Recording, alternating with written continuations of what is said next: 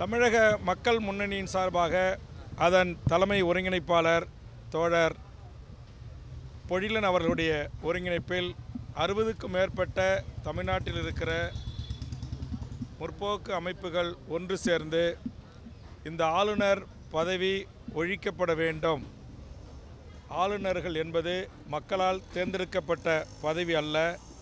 இந்திய தலைமை அமைச்சர் அல்லது உள்துறை அமைச்சர் தங்கள் விருப்பத்திற்கு ஏற்றவாறு தங்கள் சித்தாந்தங்களை கருத்தியலை ஏற்றுக்கொண்டவர்களை கொண்டு ஒரு மாநில மக்களால் தேர்ந்தெடுக்கப்பட்ட அரசுகளை மிரட்டுகிற அல்லது இன்னும் ஒரு மாரல் கவர்மெண்ட் என்கிற அடிப்படையில் நடத்துகிற அதிகாரம் பெற்றவர்களாக திகழ்கிறார்கள். ஆதலால் மக்களுடைய வரிப்பணத்தில் கோடிக்கணக்கான ரூபாய் ஆளுநருக்கு செலவழிக்கப்படுகிறது. தமிழ்நாட்டிற்குரிய தமிழர்களுடைய பாரம்பரிய பண்பாட்டு விழங்களை அதனால் வரலாற்று எச்சங்களை தெரிந்து கொள்ளாமல் அரைகுறையாக ஆளுநர்கள் பேசுவதும் பத்திரிகையாளர்கள் சந்திப்பதில் உளறுவதும் தொடர்கதியாக இருந்து வருகிறது. இதை தமிழக சட்டமன்றத்தில் பலமுறை நான் சுட்டிக்காட்டி பேசியிருக்கிறேன். ஆனால் ஆளுநர்கள் தங்களை திருத்திக் கொள்வதாக இல்லை. தனக்கேதோ தனியாக வானளாவிய அதிகாரத்தை ஒன்றிய அரசு வழங்கியிருப்பதை கருதி தந்தோன்றித்தனமாக பல்வேறு நடவடிக்கைகளில் ஈடுபடுகிறார்கள்.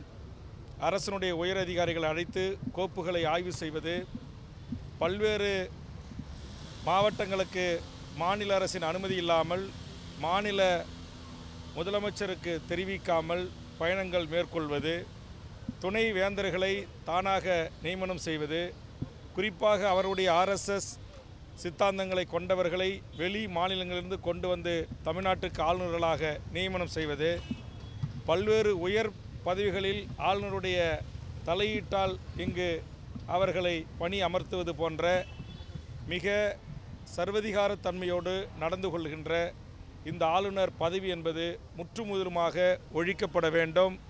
மக்களால் தேர்ந்தெடுக்கப்பட்ட அரசு இருக்கின்ற போது ஆனால் நியமனம் செய்யப்படுகின்ற ஆளுநர் பதவி தேவையில்லை என்கிற அடிப்படையிலும் உயர்நீதிமன்ற உச்சநீதிமன்ற நீதிபதிகள் இந்த நாட்டினுடைய உயர்ந்த பதவியில் இருக்கிற துணை ஜனாதிபதி ஜனாதிபதிகளுக்கு கூட நாடாளுமன்றத்தில் 4/3 பங்கு இருப்பின் அவர்களை இம்பீச்மெண்ட் என்று சொல்லக்கூடிய பதவி நீக்கம் அதிகாரம் இருக்கிறது.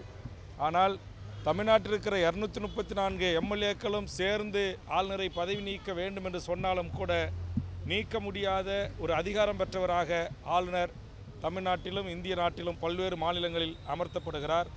அந்தந்த மாநில மக்களால் தேர்ந்தெடுக்கப்பட்ட அரசுக்கு இடையூறு செய்கிறார்.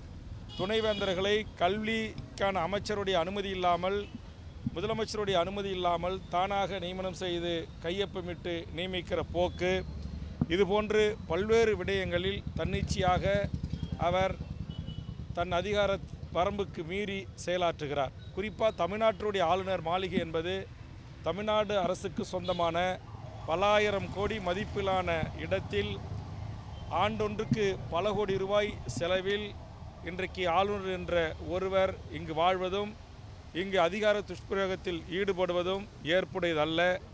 ஆதலால் இந்த தமிழக மக்கள் முன்னணி இந்த ஆளுநர் பதவியை இந்திய நாடாளுமன்றங்களின் ஊடாக இது முழுவதுமாக ஒழிக்கப்பட வேண்டும் என்கிற கோரிக்கையை முன்வைத்து இன்றைக்கு 60க்கும் மேற்பட்ட தமிழர் அமைப்புகள், தமிழ் தேசிய அமைப்புகள், பெரியாரிய அமைப்புகள், முற்போக்கு அமைப்புகள், இடதுசாரி அமைப்புகள், மனித உரிமை அமைப்புகள் என்று பல்வேறு அமைப்புகளை சார்ந்தவர்கள் ஒன்று கூடி இந்த ஒரு கவன ஈர்க்கின்ற ஒரு போராட்டத்தை நாங்கள் நடத்துகிறோம்.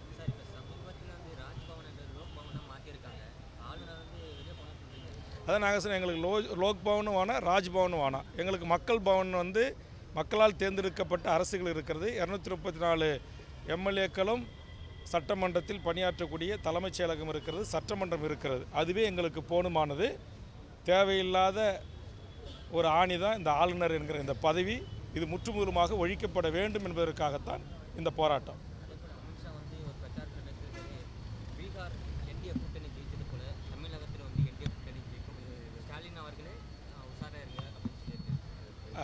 பீகார் வேறு, தமிழ்நாடு வேறு என்பதை சுதந்திர இந்தியாவின் 78 ஆண்டு கால வரலாற்றில் தமிழக மக்கள் தங்கள் வாக்கு என்கிற மிகப்பெரிய ஆயுதத்தின் ஊடாக நிரூபித்திருக்கிறார்கள்.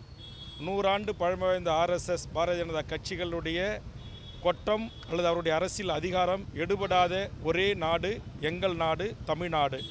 தமிழர்கள் நாங்கள் அரசியல் தெளிவு பெற்றவர்கள், புரிதல் உள்ளவர்கள். ஆதலால் சங் பரிவார கும்பல்களின் அரசியல் சித்து விளையாட்டுகள் இந்த மண்ணில் ஒருபோதும் எடுபடாது.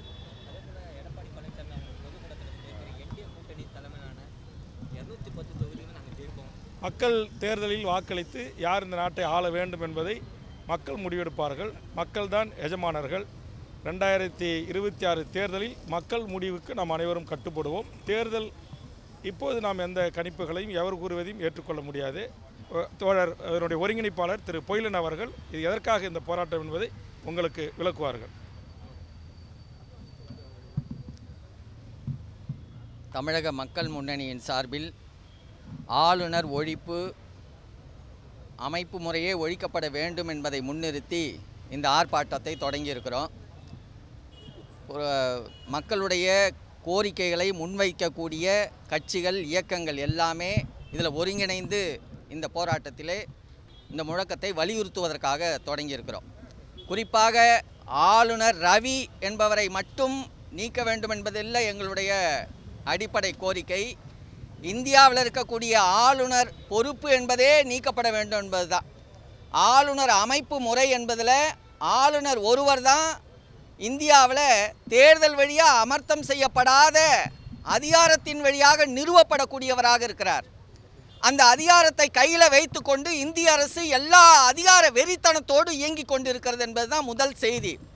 உலகத்தில் எங்கேயுமே ஆளுநர் பொறுப்பு என்கிற பொறுப்பு கிடையாது. அமெரிக்காவில் கூட ஆளுநர் என்பவர் தேர்ந்தெடுக்கப்படுகிறார், மக்களால் தேர்ந்தெடுக்கப்படுகிறார், அல்லது மக்களால் தேர்ந்தெடுக்கப்பட்ட படிநிகராளிகளால் தேர்ந்தெடுக்கப்படுகிறார். ஆனால் இங்கே தான் ஆளுநர் என்பவர் அமர்த்தப்படுகிறார். ரெண்டாவது, இந்த ஆளுநரை யாரும் நீக்க முடியாது. இம்பீச்மெண்ட் என்கிற முறையிலேயே அல்லது எந்த வகையிலையும் நீக்க முடியாது. ஆளுநருக்கு குடியரசுத் தலைவருக்கு உள்ள அதிகாரங்களை விட அதிகப்படியான அதிகாரம், தான் நினைத்ததை செய்யக்கூடிய அதிகாரம் ஆளுநருக்கு இருக்கிறது. அதனால தான் நாங்கள் ஆளுநர் அமைப்பு முறையே கூடாது என்கிறோம். இந்த போராட்டம் ஏதோ சென்னையில் ஒரு இடத்துல ஒரு நாளில் நடந்து விடுகிற போராட்டம் இல்லை.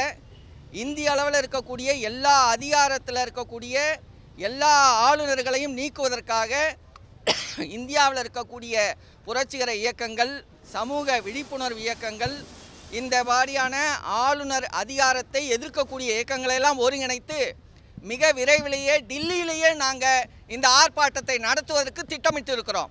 இந்தியாவில் இருக்கக்கூடிய எல்லா மாநிலங்கள்லையும் இந்த போராட்டங்கள் நடக்கும்.